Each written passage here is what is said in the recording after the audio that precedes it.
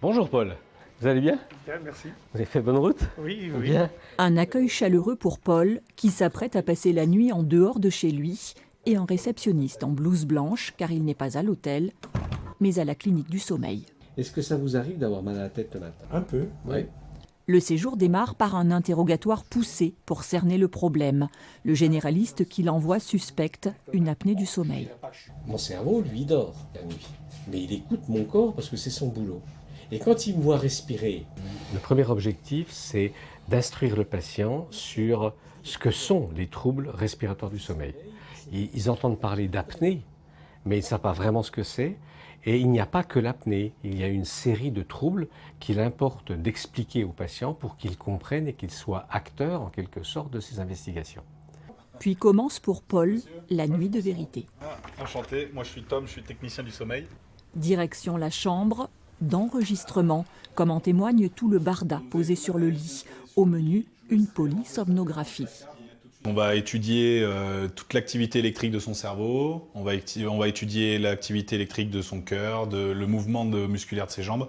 Et en fait, on va faire un résumé de sa nuit pour voir s'il a un sommeil qui est réparateur. Des électrodes sur tout le corps.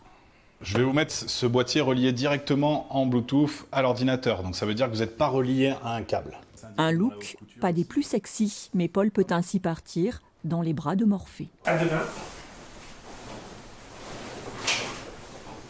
Une nuit sous haute surveillance, sous l'œil d'une caméra infrarouge et d'infirmières.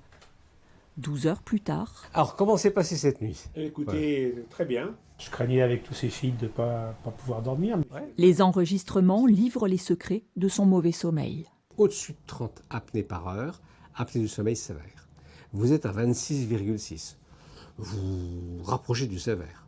Il devra dormir équipé d'un masque relié à un appareil respiratoire. Cette approche est scientifique, donc en fait elle est crédible. On va au bout donc du problème et je trouve ça très positif. Et ça évite de prendre des médicaments, sûrement. D'autres anomalies type insomnie nécessiteront le recours à d'autres spécialistes. Ça va du neurologue parce que le patient a une maladie neurologique associée, type Parkinson.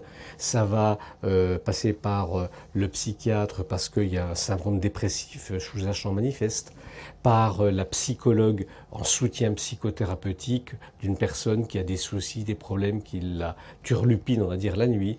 Une médecine préventive pour éviter les conséquences potentiellement très graves d'un mauvais sommeil, fatigue et sur le long terme risque d'hypertension, de diabète ou d'AVC.